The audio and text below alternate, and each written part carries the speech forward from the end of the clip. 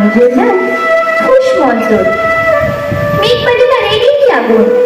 মিথ্যে কথা, নাম কি অমন হয় কখনো? আমি বললাম, নিশ্চয়ই হয়, আগে আমার গল্প শোনো। সে বলল, শুনবো না যা। সেই তো রানী, সেই তো রাজা, সেই তো একই ঢাল তলোয়ার, সেই তো একই রাজার কুমার পক্ষীরাজে। শুনবো না আর ওসব বাজে। আমি বললাম, তোমার জন্য নতুন করে লিখবো তবে। সে বলল, সত্যি লিখবি? বেশ, তাহলে মস্ত করে লিখতে হবে, মনে থাকবে। লিখেই কিন্তু আমায় দিবি। আমি বললাম, তোমার জন্য লিখতে পারি এক পৃথিবী।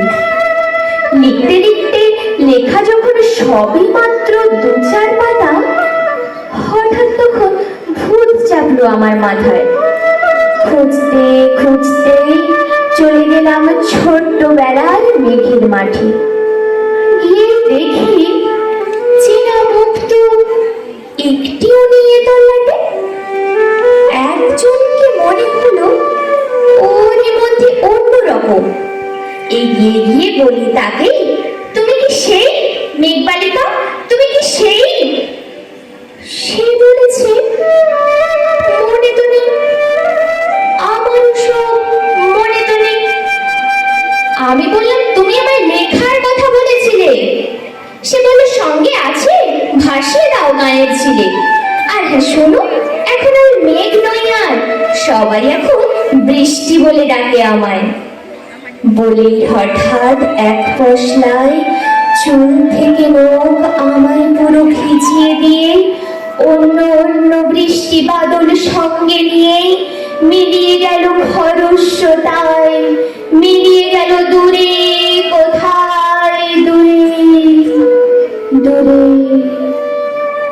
বৃষ্টি বলে ডাকে আমায়। আপন মনে বলতে বলতে আমি কেবল বসে রইলাম ভিজে এক সা কাপড় জামায়। গাছের তলায় বসে রইলাম। বৃষ্টি নাকি মেঘের জন্য? এমন সময় অন্য একটি বৃষ্টি আমায় চিনতে পেরে বলল, তাতে মন খারাপের কি আছে? যাও, ফিরে যাও, লেখো আবার। এখন পুরো বর্ষা চলছে, তাই আমরা সবাই এখন নানান দেশে ভীষণ ব্যস্ত। তুমিও যাও, মন দাওগে তোমার কাজে। বর্ষা থেকে ফিরে আমরা নিজেই যাব তোমার কাছে। এক পৃথিবী লিখবো আমি, এক পৃথিবী লিখবো বলে ঘর ছেড়ে সেই বেরিয়ে গেলাম।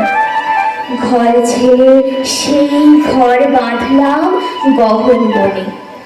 সঙ্গী শুধু কাগজ কলম, একাই থাকবো, একাই দুটো ফুটিয়ে খাবো। যখন যারা আসবে মনে তাদের লিখবো, লিখেই যাব।